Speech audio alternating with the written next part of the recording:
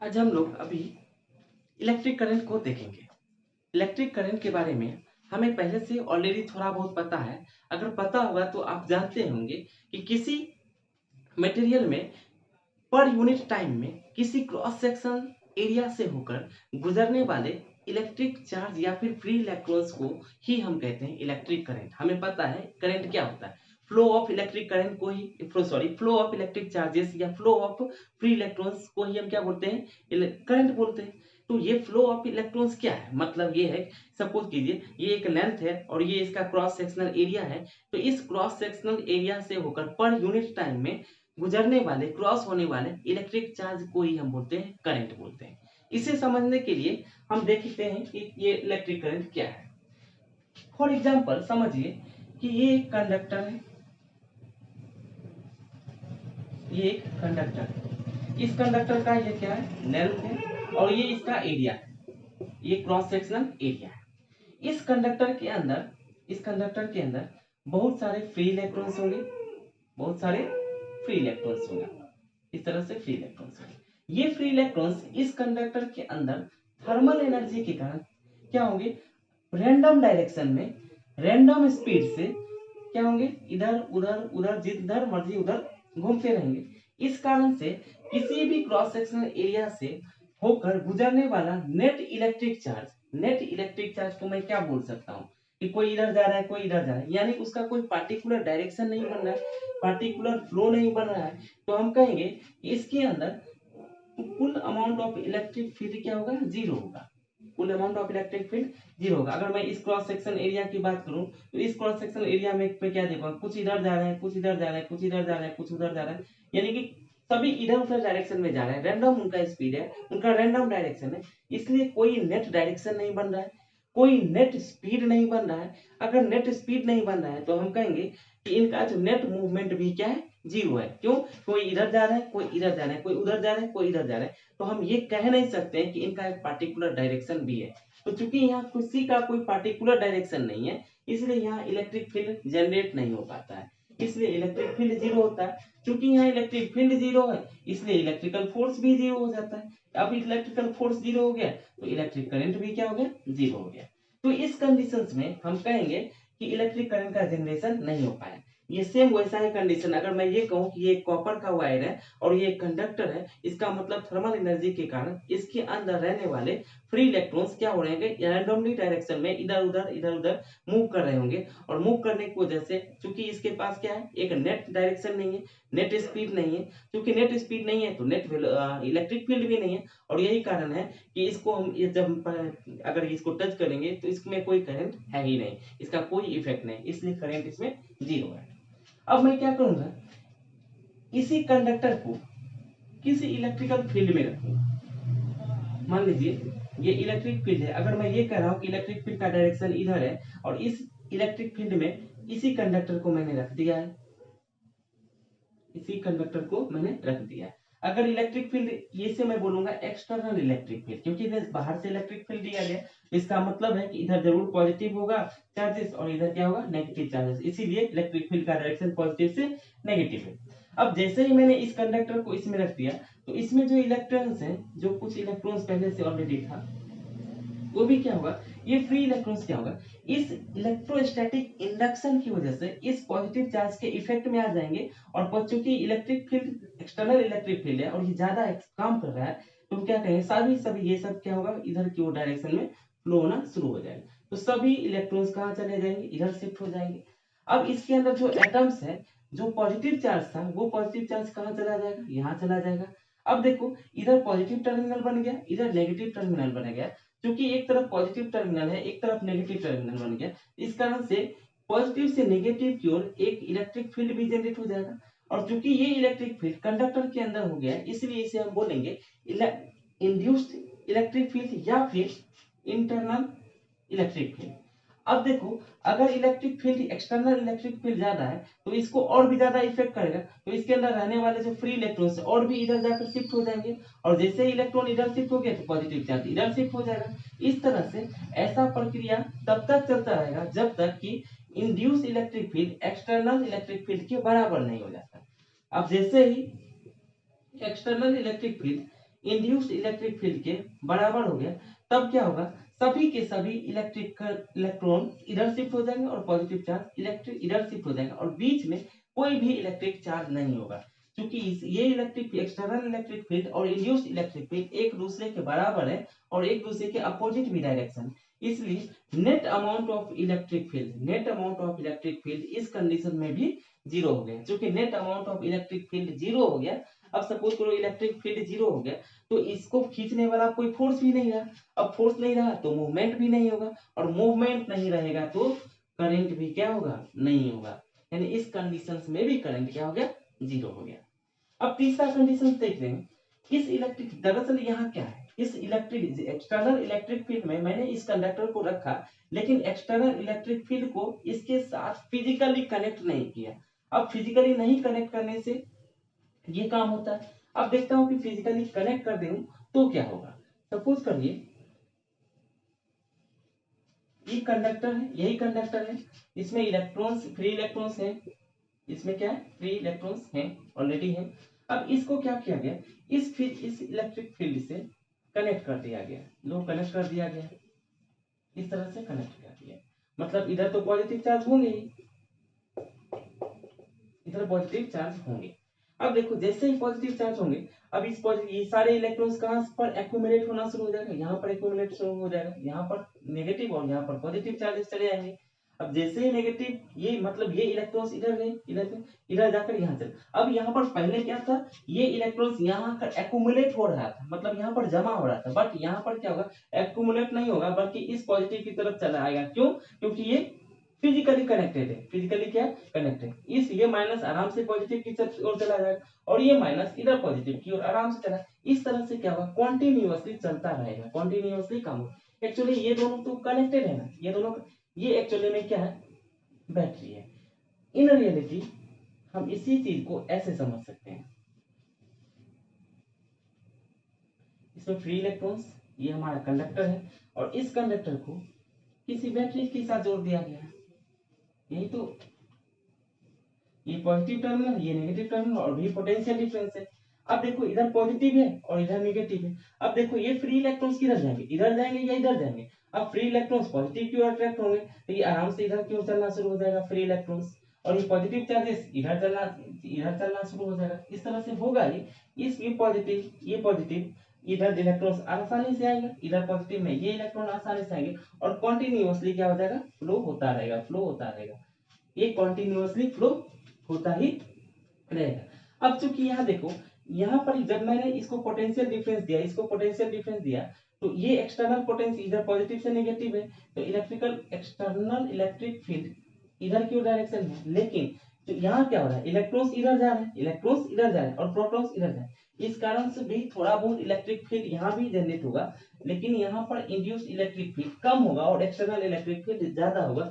और ये induced electric field कम है इस डायरेक्शन में, एक्सटर्नल इलेक्ट्रिक फील्ड ज्यादा है और उस डायरेक्शन में, इसलिए हम कहेंगे कि नेट इलेक्ट्रिक फील्ड का डायरेक्शन क्या होगा, उधर होगा। और यहाँ पर कुछ ना कुछ नेट इलेक्ट्रिक फील्ड है, यहाँ इलेक्ट्रिक फील्ड जीरो नहीं है, तो यहाँ पर net electric field not equal to zero, और चूंकि नेट इलेक्ट्रिक फील्ड है इसलिए इलेक्ट्रिकल फोर्स भी होगा, और इलेक्ट्रिकल फोर्स होगा तो मूवमेंट भी होगा, और मूवमेंट होगा तो हम कहेंगे यस करंट यहाँ पर है, यहाँ पर क्या करंट है, और करंट का जनरेशन यहाँ हो चुका है, यहाँ करंट का जनरेशन नहीं हुआ था, यहाँ करंट का जनरेशन नहीं होगा, बट इस कंडीशंस में करंट का जनरेशन हो गया है।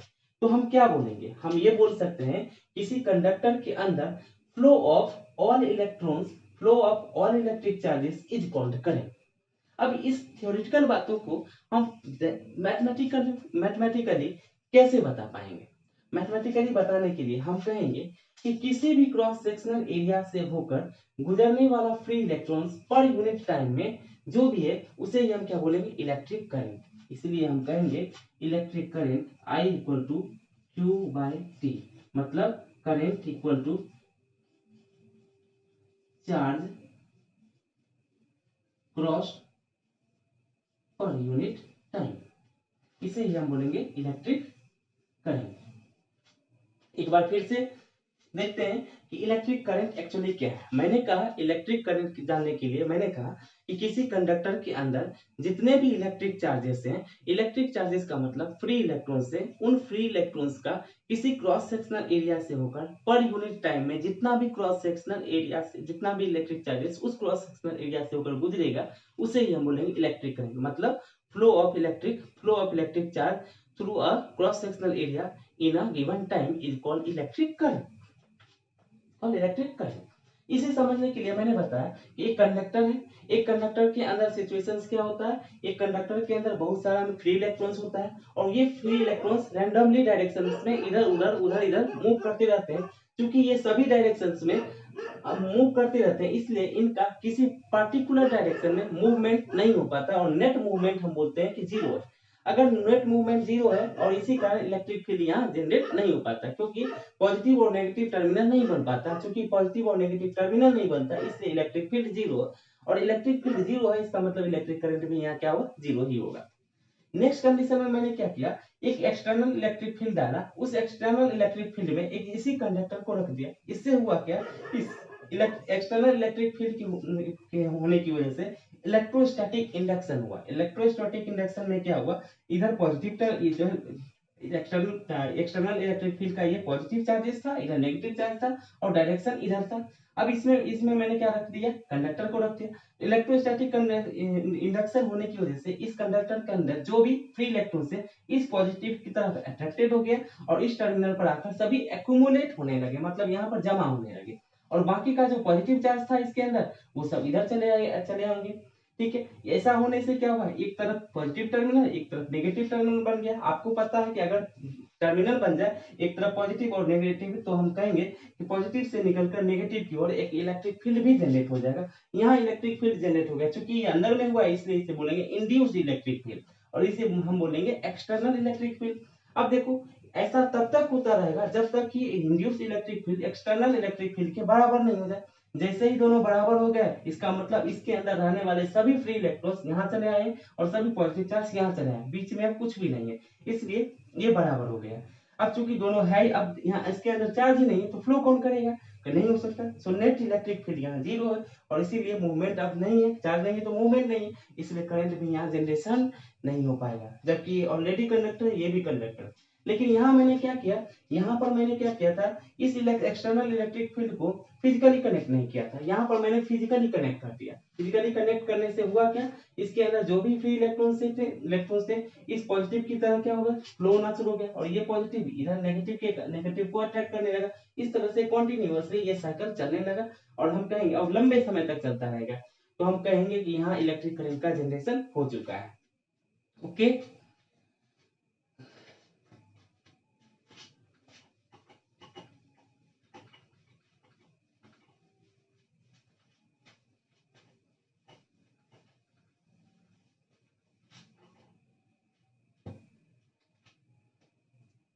तो इलेक्ट्रिक करंट के बारे में हम कहेंगे flow electric charge is called electric current.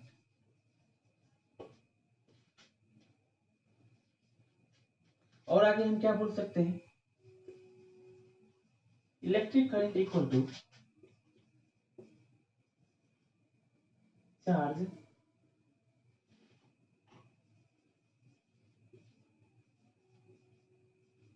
Cross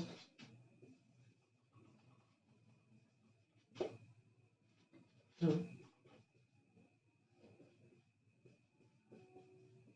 cross sectional area in a given time. So I equal to Q by T. I equal to Q by T. Electric current को हम average electric current भी बोल सकते हैं, average electric current. अब average electric current क्या होता है, total charge cross in a total time. तो हम बोलेंगे delta Q by delta T। इसे हम लिख सकते हैं Q final minus Q initial by T final T initial. ठीक, तो q f q y by t ऐसा बोल सकते हैं। एक होता है इंस्टेंटेनियस, किसी पर्टिकुलर इंस्टेंट पर कितना इलेक्ट्रिक करंट है, इसके लिए dq by dt, dq by dt ये हमारा करंट है, इंस्टेंटेनियस करंट। इसे जनरली हम बोलते हैं, इसे हम बोलेंगे dq बाय dt को rate of flow of electric charge. किस रेट से कोई इलेक्ट्रिक चार्ज किसी कंडक्टर के क्रॉस सेक्शन एरिया से होकर जा रहा है, उसी को हम बोलेंगे इंस्टेंटेनियस करंट। उम्मीद है कि इतनी बातें आपको समझ में आ गई होगी। अब इसी पर हम कुछ एग्जांपल्स वगैरह देख लेते हैं कि एक्चुअली में कुछ एग्जांपल्स देख लेते हैं।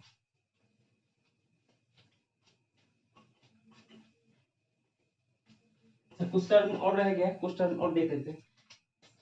करंट को हम बोलते हैं, current is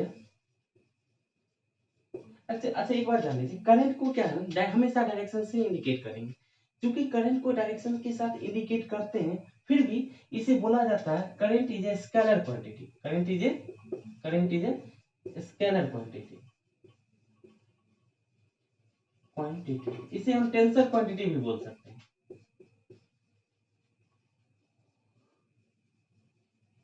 tensor quantity even then it is directed with direction.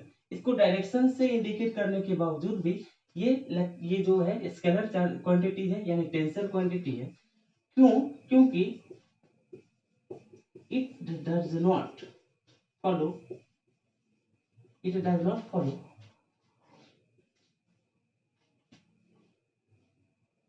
law of vector addition।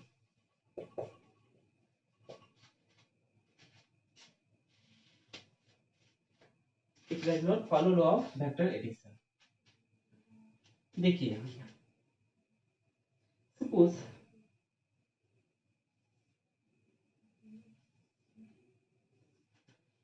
इस डायरेक्शन से 2 एम्पियर आया, इस डायरेक्शन से 3 एम्पियर आया। ठीक है, तो हम देखेंगे कि दो आने वाला इनवर्ड है और एक आउटवर्ड है। दो टर्मिनल से आया, एक टर्मिनल से निकल रहा है, और हम देखेंगे कि इन दोनों का जो सम है कितना होगा, 2a प्लस 3a 5 एम्पियर। कितना होगा, 5 एम्पियर। जबकि अगर मैं इसको वेक्टर एडिशन करता तो ये एंगल पर भी डिपेंड कर रहा है, बट ये एंगल पर डिपेंड नहीं करता है, इसलिए इसको बोला जाता है कि ये क्या है, एक स्केलर क्वांटिटी है। अब चाहे 3 एम्पियर है, 4 एम्पियर है और इधर से निकल गया, तो कितना निकलेगा, 7 एम्पियर निकलेगा। चाहे इसका एंगल कुछ भी हो, ये एंगल पर डिपेंड नहीं करता है। क्योंकि ये एंगल पर डिपेंड नहीं करता है और इनका सम अलजेब्रिक सम होता है, इसीलिए ये वेक्टर लॉ, इसीलिए हमको इसको बोलेंगे स्केलर क्वांटिटी है। और ये does not follow the law of vector addition, vector addition को फॉलो नहीं करता है।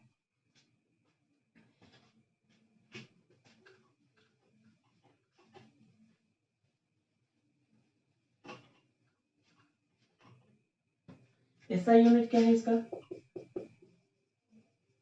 ऐसा यूनिट करंट इक्वल टू क्या होता है, चार्ज पर unit time.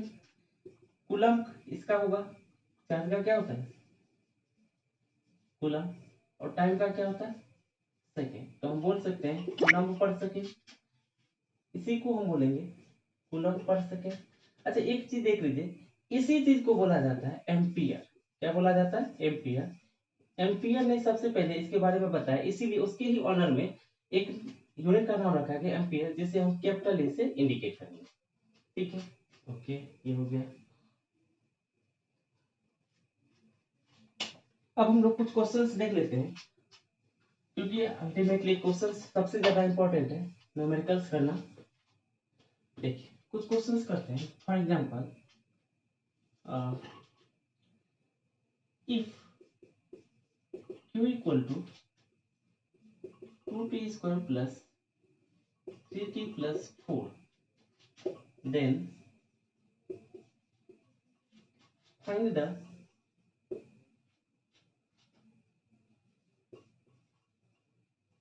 Average current from 0 to 3 seconds and instantaneous instantaneous current at t equal to 2 second, कुछ भी 2 सेकेंड। ओके, सबसे पहले एवरेज करंट। एवरेज करंट क्या होता है? Delta Q by delta T, यानी Q final minus Q initial by T two, या T final minus T initial. अब क्यू फाइनल कितना है? क्यू इक्वल टू दिस है, तो हम कहेंगे क्यू फाइनल कितने सेकेंड पर? 3 सेकेंड पर, at 3 second, minus q at 0 second by time कितना है? 3 माइनस 0। अब देखिए इधर चार्ज एट 3 सेकेंड कितना होगा यहाँ पर? 2। टी की जगह पर क्या रखेंगे? 3 प्लस 3 इंटू 3 प्लस 4, कितना हो गया? 3 3 9, 9 दूनी 18 प्लस 3 3 9 प्लस 4 27, 27 3 31। अगेन 0 सेकेंड पर कितना होगा? यहाँ देखिए 2 इंटू 0 का whole square plus 3 into 0 plus 4। Ultimately हम कहेंगे कि 4। यहाँ पर कितना? 31 कूलम, यहाँ पर 4 कूलम। तो हमने क्या रखा है यहाँ? 31 माइनस 4 बाई 3। 31 माइनस 4 कितना हो गया? 27 बाई 3, 3 नंबर 27। यानी यहाँ क्या है? 9 एम्पियर हमारा एवरेज करंट हो गया। 9 एम्पियर हमारा एवरेज करंट हो गया। Now instantaneous current. Instantaneous current क्या है? D Q by D T, यानी D by D T. Q की जगह पर पुट करिए इसका 2t square plus 3t plus 4। चलिए इसका डिफरेंशिएट करिए। इसको क्या करेंगे? 4t प्लस 3 और ये बन गया 0। अच्छा मुझे बताइए, इंस्टेंटेनियस करंट निकालना था कितने सेकेंड पर? 2 सेकेंड पर। 4 इंटू 2 प्लस 3, 4 दूनी 8 प्लस 3 11, यानी ये 11 एम्पियर और ये 9 एम्पियर हमारा आंसर। ठीक, उम्मीद करते हैं कि आप लोग समझ पाए होंगे।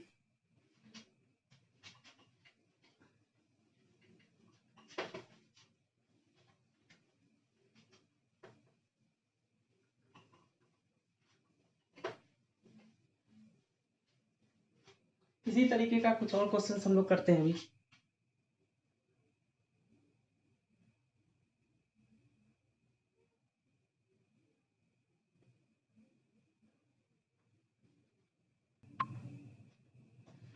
अब इस क्वेश्चंस को देखिए। इस क्वेश्चंस में क्या कह रहा है?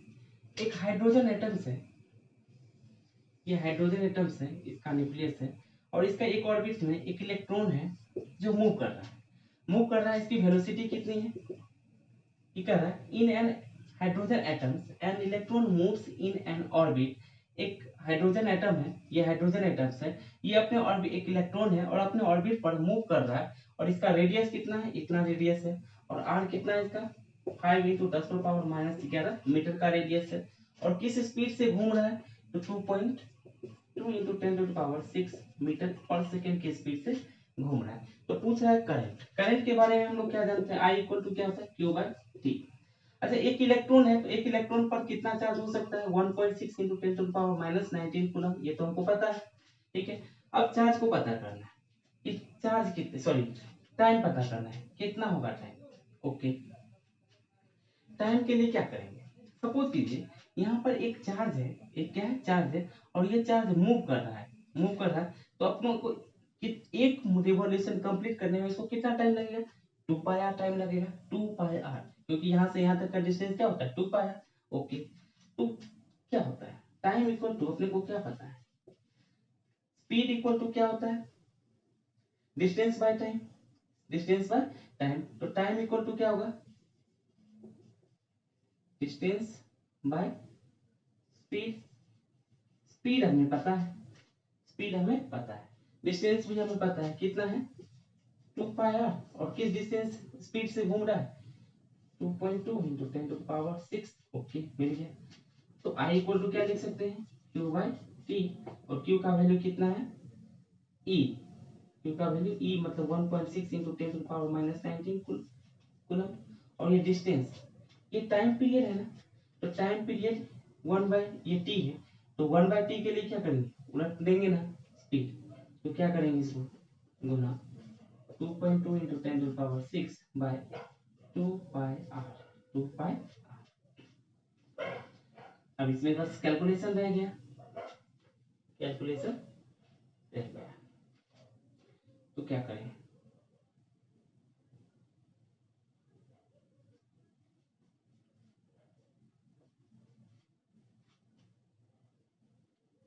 ये रह गया 4, ओके, ये और ये बच गया 11, 2 पाई r का वैल्यू दिया है, कितना दिया है 16 into 10 power minus 9 into 11 Guna 10 power 4 by pi का वैल्यू 22/7, 7 ऊपर चला गया, गुना r का वैल्यू 5 गुना 10 पावर -11, ये काटेंगे बच गया -2, बच गया -2, 11 दूनी 22, 2 और ये 8, 2 और ये 8, कितना रह गया 8 7 56 बटा 5 गुना 10 power 4, 5 Ekam 5, 5 Ekam 10 to power 4 ampere. एक बार फिर से इसको समझ लेते हैं। एक हाइड्रोजन एटम्स है, इस हाइड्रोजन एटम के लास्ट ऑर्बिट में एक इलेक्ट्रॉन है, और ये इलेक्ट्रॉन इतनी स्पीड से मूव कर रहा है, इसका यहाँ से रेडियस की न्यूक्लियस से यहाँ का रेडियस कितना है 5 इंटू 10 पावर -11 है, इसका जो चार्ज होता है 1.6 इंटू 10 पावर -19 है। अब इसमें पूछा है कि इसमें करंट कितना है, तो करंट आई इक्वल टू होता है क्यू बाई टी। क्यू कितना है, इतना है, क्यू मतलब चार्ज। अब एक इलेक्ट्रॉन पर चार्ज इतना होता है, ये है। अब हमें पता है टी निकालने के लिए क्या है, टाइम इक्वल टू क्या होता है डिस्टेंस बाय स्पीड। किस डिस्टेंस से घूम रहे, ये यहाँ से चलना शुरू करेगा वापस यहाँ पर, एक रिवॉल्यूशन कंप्लीट करने के लिए उसे चलना पड़ेगा 2 पाई r, और किस स्पीड से घूम रहा है, तो इस स्पीड से घूम रहा है, तो 2 pi r by this thing. Now I equal to Q by t, put कर देंगे वैल्यू, क्यू का वैल्यू 1.6 इंटू 10 पावर -19, टी का वैल्यू ये पुट करेंगे तो ये नीचे और ये वाला टर्म ऊपर चला जाएगा, चला गया। और इसे कैलकुलेशन करने के बाद अपना आंसर 11.2 इंटू 10 पावर 4 एम्पियर आता है।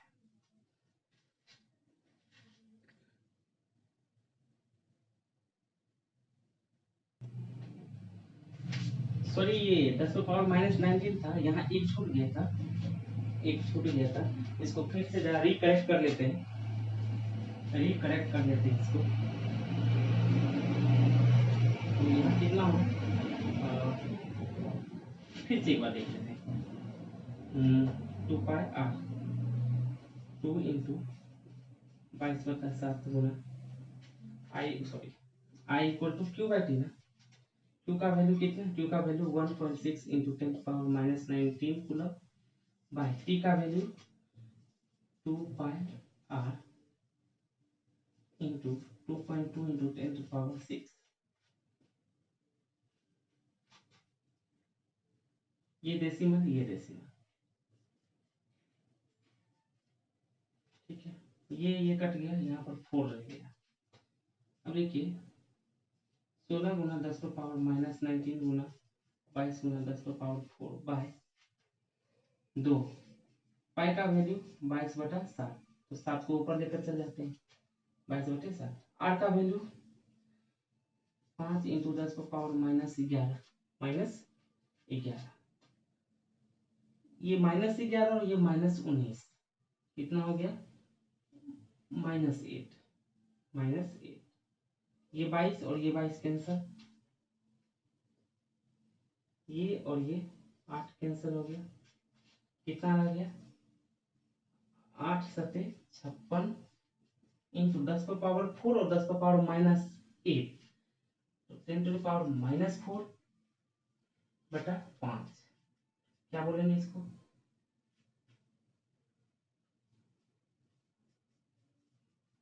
4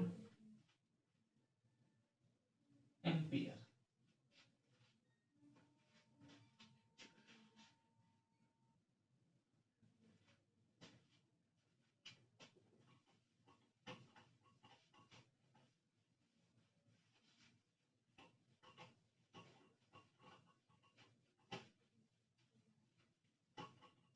एक दो और क्वेश्चन देख लेते हैं. If suppose I equal to t square plus two, t square plus two, then find the electric charge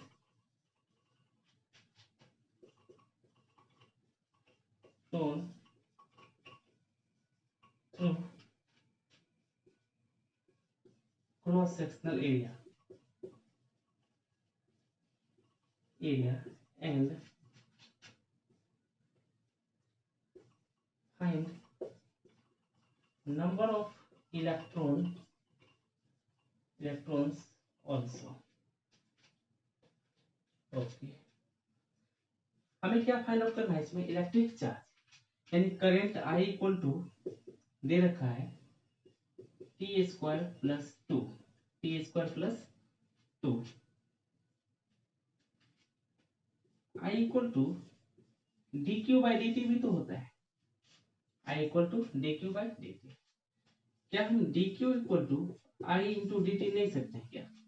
okay, ये डी क्यू इंस्टेंटेनियस है.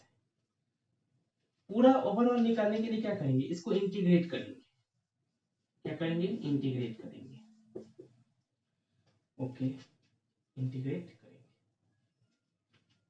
डी क्यू का इंटीग्रेशन क्यू हो जाएगा और करंट की जगह पर करंट का वैल्यू रखेंगे t square plus two into d t into d t.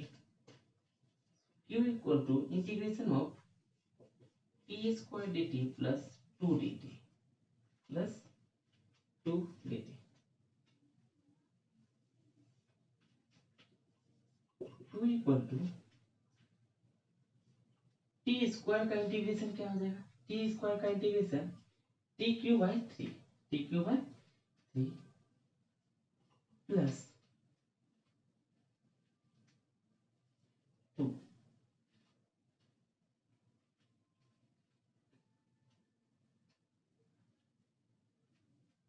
Plus to.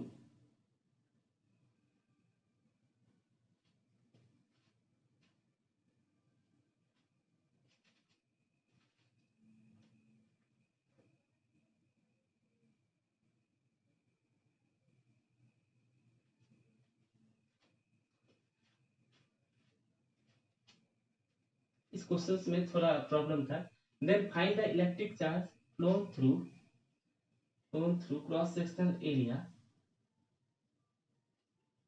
In 0 to 2 second.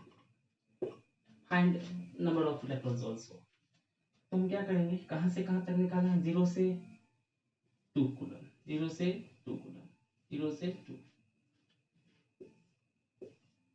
0 से 2. एक बार देख लेता हूं कि क्वेश्चन सही तो है.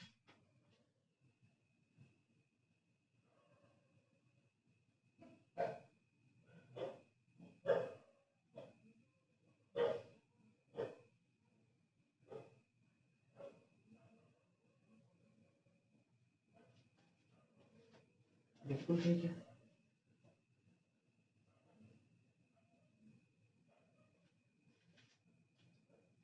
टू इंटू लिमिट पुट कीजिए. क्या करूं? 2 पर power Q by three plus to, कुछ गड़बड़ है, 2t, sorry 2t, 2 into two minus, अब जीरो का वैल्यू कुछ भी करेंगे तो जीरो ही आ जाएगा. ठीक है, zero. So q equal to 8/3 plus 4, 8 plus 12, 20/3. So charge का वैल्यू हम क्या बोल सकते हैं? 20/3 कूलम. अब नंबर ऑफ इलेक्ट्रॉन्स के लिए क्या करेंगे? हमको पता है Q इक्वल टू एन ही होता है. तो एन इक्वल टू क्या होगा? तो number of electrons n equal to Q by three. क्यू कितना है? 20/3 गुना 10, 1.6 इंटू 10 10 टू पावर माइनस 19 हम क्या कहेंगे, तो हम कहेंगे 200 बटा 48 गुना 10 पर पावर 19 इलेक्ट्रॉन, इतने इलेक्ट्रॉन होंगे। आज भर के लिए इतना ही रखते हैं। नेक्स्ट वीडियो में हम इससे आगे का चैप्टर डालेंगे।